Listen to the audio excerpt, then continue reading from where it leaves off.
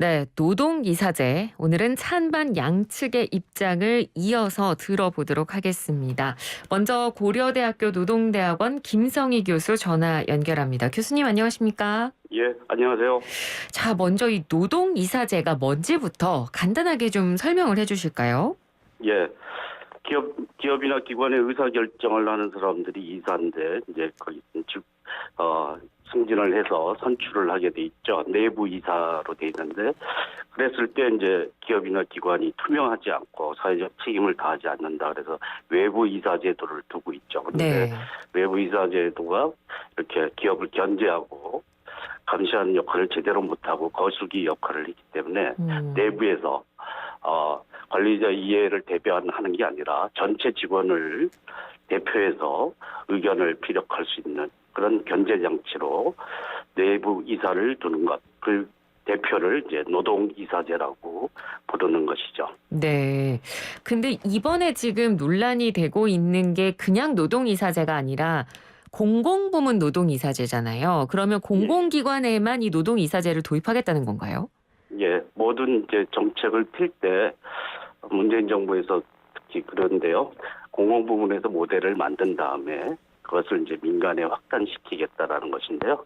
공공부문이 그 도입을 하는데 유리한 점이 있고 성과 평가를 하고 효과를 검증하는데 유리한 장치를 가지고 있고 네. 민간 기업에 도입할 경우에 이제 반발에 대해서 그 효과 평가를 통해서 검토를 해서 민간에 확산하겠다. 그러기 위해서 이제 공공부문을 우선 도입하는 것인데요. 네. 전국 지자체 80개 기관에 100명 넘는 노동이사가 이미 있습니다. 그래서 그 효과 평가를 바탕으로 해서 민간에 확산시키겠다. 그런 취지로 공공부문부터 먼저 도입하는 것이죠. 공공부문에 이제 우선적으로 도입을 하겠다 이런 의미인데, 근데 이게 문재인 정부 국정과제 중 하나였거든요. 근데 여태까지 통과되지 못했던 배경이라면 어떤 게 있을까요? 예, 전국 지자체 2016년부터 노동이사제가 도입돼서 82개 기관 102명이 활동을 하고 있는데 네. 그 효과를 이제 평가할 시간이 좀 필요했다 이렇게 볼 수도 있고요. 그다음에 이제 정부 부처가 공공기관은 지휘 감독을 하지 않습니까? 네. 특히 최종적으로 이제 기재부가 예산권을 가지고 감시 감독을 하는데 정부 부처들이 그 과정에 이제 직접적으로 지휘 명령을 할 수 있는 권한이 있는데 노동이사제로 인해서 그것이 이제 좀 제대로 안 먹힐까봐 염려한 측면도 분명히 있었을 거라고 생각합니다. 그 반대가 있어서 시간이 좀 진통을 겪어서 도입하는 것이고요. 네. 정권 말에 하니까 문재인 정부로 도입하는데 문재인 정부가 지휘 감독할 때는 영향을 안 받다가 다음 정권에 그 공을 넘기는 그런 의미도 좀 있다 이렇게 볼 수 있겠죠. 아까 말씀해 주신 대로 2016년에 도입해서 이미 이제 노동이사들이 활동을 하고 있다고 말씀을 해 주셨잖아요. 그러면 지금 활동 기간이 거의 한 4, 5년 정도 되는 건데 실제적으로 이 기간 동안 어느 성과가 있었다라는 평가가 좀 나옵니까? 예, 종합적인 평가를 명시적으로 하지는 않는데요. 여러 기관에서 이제 활동하고 있는 거에 대해서 점검하는 차원에서 이루어진 평가에 의하면 이 노동이사제 도입했을 때 염려했던 노동조합의 논리가 과도하게 기관 운영에 침투하는 것이 아니냐 이런 생각을 했던 건 그렇게 염려할 필요가 없다라고 그래서 우려는 불식하고 오히려 이제 그 장점이 나올 수 있는지에 대해서는 평가가 조금 더 시간이 좀 걸리겠죠. 장기 기관 운영의 효과를 평가하는 데 있어서는 단기간에 어떤 실적을 가지고 평가하는 것은 아니기 때문에 네. 운영의 투명성, 사회적 책임성이 높아졌는지를 좀 더 시간을 두고 평가를 해야 된다고 보는데 그러나 우려했던 문제점들이 나타난 것은 아니다라고 할 수 있겠죠. 네, 알겠습니다. 성과야 단기간에 나오는 건 아닐 테니까요. 예. 자, 그럼 여기서 가장 중요한 거, 이 노동이사제가 과연 왜 필요한가? 이 부분에 대해서 저희가 좀 알아야 될 것 같은데 단순히 노동조합의 권리를 강화한다라는 측면 말고 어떤 면에서 노동이사제가 필요하다고 보십니까? 예, 공공기관 예전에 이제 무리한 해외 투자하다가 크게 문제가 된 적이 있었죠. 있었죠. 그것을 견제할 장치가 없는데 경영진만 가지고 판단을 했을 때는 안 되는데 직원을 대표하는 노동이사입니다. 노동조합을 대표하는 것은 꼭 아니고요. 직원 전체에 평생을 같이 거기서 일해야 되는 사람들의 이해가 반영이 됐을 때 기관의 장기적인 운영 이런 것을 염려해서 잘 의사결정을 하지 않겠습니까? 네. 그래서 지배복종의 경영진 종업원 관계가 아니라 이렇게 두 바퀴로 가는 자전거처럼 견제와 균형을 통해서 투명하게 운영할 수 있는 그리고 그를 통해서 이제 공공기관의 경우에는 국민에게 책임을 다할 수 있는 그런 기관이 되는데 보탬이 되는 제도다 이렇게 볼 수 있겠죠. 네. 그러면 이 실제로 선례를 저희가 좀 알아보면 도움이 될 것 같은데 이 예. 노동이사제를 도입해서 노사 간의 갈등도 줄고 우리가 흔히 노사 간의 갈등에 대한 사회적 비용 문제를 워낙 우리나라도 이야기를 많이 하다 보니까 관련한 사회적 비용이 좀 줄었던 그런 해외 선례가 있을까요? 노동이사제와 같은 경영 첨가 제도를 가지고 발전하고 있는 나라는 대표적으로 스웨덴하고 독일입니다. 네. 스웨덴 우리 잘 알다시피 사회 민주주의이고 복지국가 가장 천국이고 노조 조직률도 가장 높은 것인데 그로 인해서 문제가 생겼다기보다 훨씬 더 안정적으로 운영이 되는 그런 나라라고 할 수 있고요. 네. 독일의 경우에는 2차 대전 이후에 미 군정 시기에 산업민주주의 프로그램으로 확산이 됐습니다. 네. 그래서 거대 공기업들이 다시 군국주의의 도구로 활용되지 않도록 평화를 지킬 수 있는 그런 제도로 운영하기 위해서 대표적으로 견제 장치를 만든 게 노동이사 제도입니다. 네. 그러니까 일본에도 똑같은 제도가 도입됐다가 한반도가 냉전 무대가 되고 전진기지가 되는 바람에 포기하는 바람에 계속 평화헌법을 수정하려고 하는 시도가 일본에 있는 것과 달리 네. 독일은 이제 과거 침략에 대해서 반성을 하는 그런 기분이 생긴 것도 이런 네. 것이고 공공기관 운영도 그래서 투명하게 책임을 다하고 인류에 대해서까지도 어느 정도 책임을 진다 이렇게 볼 수 있는 그런 사례라고 볼 수 있고요. 네. 이로 인해서 뭔가 기업 운영에 장애를 초래했다라는 얘기는 없습니다. 근데 일각에서는 이제 이런 우려가 나옵니다. 이미 노조의 목소리 낼 창구와 권리는 충분히 마련이 돼 있고 이런 상황에서 이사회까지 노조가 진출을 해서 어떤 경영상의 문제나 이런 것들을 이제 노조의 사고 방식으로 일일이 다 개입을 하다 보면 오히려 좀 이제 충돌이나 갈등, 문제가 더 발생할 수 있다라는 우려의 목소리도 좀 있거든요. 이 부분은 어떻게 생각하십니까? 과반수의 직원을 대표하면 노동조합에서 노동이사제 추천권을 갖는 게 우리나라 법 체계인데요. 네. 노사협의회 추천권 방식하고 똑같은 걸 준용하게 되면 그런 제도가 적용이 되는데 네. 엄밀히 말하면 노동조합 대표는 아니고요. 직원을 대표하는 거죠.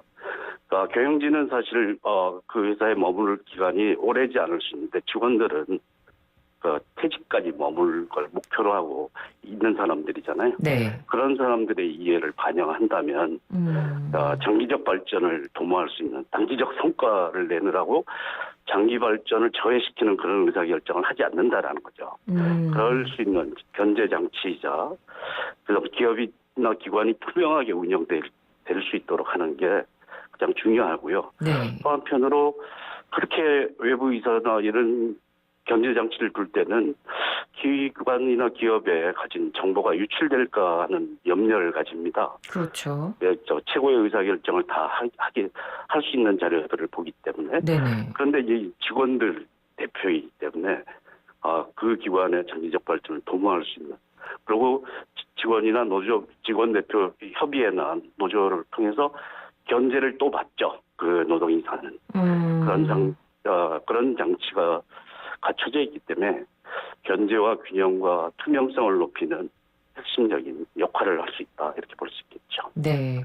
그러니까 이 노동이사라는 것은 노동조합의 대표자가 아닌 그 회사의 직원, 구성원, 그러니까 노동자의 대표자를 뜻하는 것이고, 그리고 이 노동자의 대표자라면 사실 어떻게 보면 지금 경영을 맡고 있는 사람들보다 그 회사에 오히려 더 오래 다닐 수 있는 사람들이기 예. 때문에 오히려 더 회사의 어떤 운영 방식에 대한 고민을 더 깊게 할 수도 있다. 이런 예, 의견을 주신 그렇습니다. 거고요. 예. 자, 그러면 끝으로 지금 우리나라에서 이 현실에서 노동이사제 도입이 꼭 필요한 이유 마지막으로 말씀해 주신다면요. 예, 권리가 있는 곳에 책임이 있습니다. 그래서 기업 경영에 대해서 아무런 발언권도 갖지 못하는데 잘못된 의사결정에 피해는 다 받는 게 직원들이라고 할 수 있죠. 그리고 국민들을 위해서 봉사해야 되는 기관이 다른 사적 이익을 위해서 동원되는 그런 장치를 막아낼 수 있는 중요한 견제장치이자 사회적 책임을 다할 수 있는 그런 전환의 계기를 만들 수 있는 그런 제도다라고 볼 수 있습니다. 그래서 권한을 공유해야지 책임을 같이 공유하고 사회적으로 바람직한 결과도 그 기관과 기업이 할 수 있도록 만들 수 있다 이렇게 봅니다. 네, 알겠습니다. 권한만 공유하는 것이 아니다. 권한을 공유하면 책임도 같이 공유하는 것이다. 그런 의견을 주셨습니다. 오늘 말씀 잘 들었습니다. 감사합니다. 고맙습니다. 네, 지금까지 고려대학교 노동대학원 김성희 교수였습니다. 자, 이어서 이 노동이사제 도입에 반대하는 쪽의 입장도 들어봐야겠죠. 자유기업원 최승로 원장 전화 연결돼 있습니다. 원장님 안녕하십니까? 네, 안녕하세요. 자, 앞서 지금 저희 이 김성희 교수님과 전화 연결 인터뷰하는 내용을 들으셨을 텐데 원장님께서는 이 노동이사제에 어떤 생각을 가지고 계시는지요? 네, 독일에서 그 과거에 도입한 적이 있는 제도인데 좀 철진한 낡은 제도예요. 그래서 뭐 그런 오래된 어떻게 보면 좀 원칙에서도 벗어나고 독일이 조합주의 전통을 갖고 있는데 그 조합주의적 방식이 만든 그런 제도이기도 한데 네. 그 독일은 이제 그런 데서 벗어나고 있거든요. 그래서 그렇게 낡은 제도를 우리가 노조가 필요하다고 얘기한다고 해서 그것을 꼭 법으로 강제하는 그런 법을 만들 필요가 있을까? 저는 그 좀 회의적이고 반대하는 입장입니다. 네. 그러니까 방금 독일에서 도입된 제도이긴 하나 낡은 제도라고 이제 원장님께서는 표현을 해주셨는데 이 법안을 대표 발의한 의원의 말을 빌리자면 이 노동이사제 도입이 유럽 선진국에서는 이미 굉장히 충분히 입증된 제도다라고 이야기를 했거든요. 어떻게 보십니까? 독일이 처음 이 제도를 70년대에 이제 독일 강제로 도입을 했는데 네. 사실은 독일에서는 그렇게 그다지 불편하지 않았어요. 왜냐하면 이제 과거에 비해서 자기들 전통의 조합주의적 방식으로 기업을 노조도 감독위원회에 들어가고 경영이사위원회는 또 따로 두고 하는 방식으로 했기 때문에 그 독일 방식의 나름대로의 전통에 입각한 제도라고 볼 수가 있어요. 그런데 그 제도가 점점 진화를 하면서 지금은 좀 선진국에서 입증됐다기보다는 선진국에서 외면하는 제도다 이렇게 볼 수가 있는 거죠. 그러니까 독일이라는 사회의 특수성을 반영한 제도라는 말씀이신 거죠? 네, 그렇습니다. 예. 그러면 우리나라랑 어떻게 보면 이 도입을 하느냐 마느냐를 떠나서 일단 상황 자체가 많이 다르다고 보시는 거네요? 네. 예. 우리나라에는 개별 기업마다 노조가 있잖아요. 네. 그 노조를 결성할 자유도 있고. 그런데 독일은 산별 노조 방식이라 개별 기업에는 노조가 없어요. 네네. 그래서 그 노조가 산별 노조에서 그런 그 감독위원회 이제 그 근로자 대표를 억지로 집어넣는 방식인데 그렇다고 해서 뭐 그걸 지키지 않는다고 해서 벌칙을 주거나 하진 않아요. 네네. 네, 그래서 사실은 독일에서 이 노동이사제를 논하는 사람도 없고 관심도 거의 없는 제도다 이렇게 볼 수가 있는 거죠. 그 앞서 김성희 교수님께서 말씀해 주신 부분을 제가 좀 인용을 해서 여쭤보자면 이 노동이사라는 것은 노동조합의 대표자가 아니라 그 회사의 직원, 그러니까 그 회사에서 일하고 있는 노동자의 대표자를 뜻하는 것이다. 그러니까 노조가 개입하는 것이랑은 약간 의미가 다르다라고 아까 교수님께서 말씀하셨거든요. 이에 대해서 원장님은 어떻게 생각하십니까? 바로 그분이에요. 왜냐하면 우리나라에는 개별 노조가 있기 때문에 그거 다른데 네. 만약에 근로자 중에서 이런 위원회나 이사로 들어갈 정도로 뛰어난 사람이 나오게 되면요. 노조의 추천에 의해서 강제로 들어가는 게 아니고 자연히 우리는 임원으로 승진을 합니다. 네네. 그래서 심지어 뭐 20년 차 된 분들도 임원으로 해서 이사회에 들어간 분들도 있어요. 예. 그러니까 대기업에서도 대부분 회사들이 그 상당수 이사들이 회사 내에서 승진한 사람들이 들어가거든요. 네. 그 얘기는 뭐냐면 그 기업에 대한 애착 그리고 그 기업에 대한 책임감이 아주 탁월해서 성과로 인정받은 사람들이 들어가는 거죠. 네. 그게 이제 자연스러운 거죠. 근데 이 노조가 그 사람을 근로자 대표다라고 인정해버리면 이건 공정하지도 않고 그러한 능력이나 회사의 발전에 대한 애착심이 있는 사람이라고 볼 수도 없는 거죠. 그래서 이건 한마디로 노조의 특권을 보장하는 제도지 기업에 기여하는 제도가 아닙니다. 그렇군요. 그래서 이제 경제계에서도 지금 굉장히 반대의 입장을 피력을 하고 있는 것인데 이 경제계에서 반대하는 걸 두고 이런 이야기도 있습니다. 지금은 일단 우선적으로 공공기관에만 도입을 좀 해보자는 것인데 일단 공공기관에 좀 도입을 해보고 뭐 여기서 순기능과 역기능을 비교해보면 되는 거 아니냐 이런 얘기도 있거든요.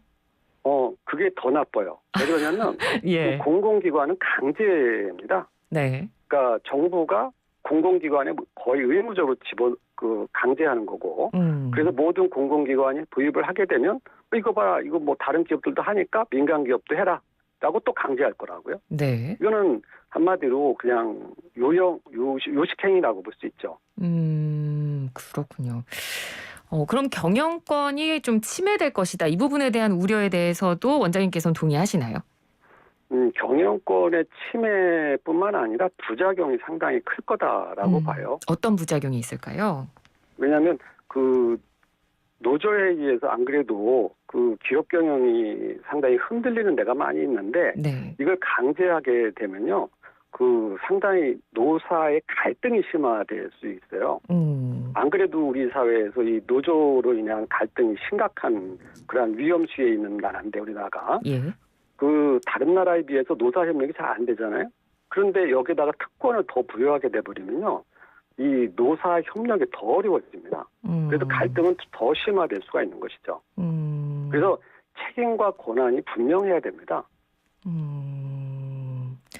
근데 뭐 노동조합이라고 해서 무조건 회사의 반대의 의견을 낼 것이다라고 생각하는 것도 어떻게 보면 선입견 아닐까요? 지금까지 그래 왔다는 것이죠. 예. 물론 그렇지 않은 회사들도 많아요. 그러니까 노조가 협력적이고 회사의 발전에 도움을 주는 방향이라면 왜 경영자들이 노조를 배척하겠어요? 너무나 당연한 거 아닙니까? 네. 기업의 발전을 위한다면 노조가 아니라 채권자든 아니면 다른 이해 당사자 협력 예를 들어 하청 이렇게 여러 가지 협력 기업들로부터도 협조를 구해야 되는 게 경영자인데 네. 노조와 좋은 관계를 유지하는 게 경영자한테 불리하겠습니까? 아니죠. 당연히 노조와 좋은 관계를 유지하면서 발전하는 게 당연히 기업한테는 좋은 거예요. 네네. 그래서 노조의 협력은 당연히 필요하고요. 그 협력 방안은 경영자한테 이임을 해줘야 된다는 것입니다. 협력은 당연히 필요한 것이고 그 협력 방안은 경영자에게 이임하는 것이 옳다라는 이야기를 해주신 겁니다. 자, 그럼 끝으로 이제 마지막으로 현재 우리나라의 현실에서 이 노동이사제 도입이 불필요한 이유를 끝으로 좀 말씀해 주신다면요. 이거는 그 유럽에서도 이미 유럽 독일법에서는 강제하지만 유럽 전체 EU법에서는 이건 강제하지 않거든요. 그래서 독일 내 많은 기업들이 EU법으로 옮겨가 버렸어요. 그래서 이 노동이사제를 안 해도 되는 것이 됐죠. 그래서 독일 회사들이 많이 그렇게 바꿨어요. 네. 그래서 오히려 주가도 올라가기도 했는데 그렇게 독일에서조차도 인기가 없는 거를 노조의 특권을 위해서 굳이 우리나라가 도입하자는 거, 요거는 좀 낡은 시도가 아닌가 싶습니다. 예, 알겠습니다. 오늘 말씀 잘 들었습니다. 고맙습니다. 네, 감사합니다. 네, 지금까지 자유기업원 최승로 원장이었습니다.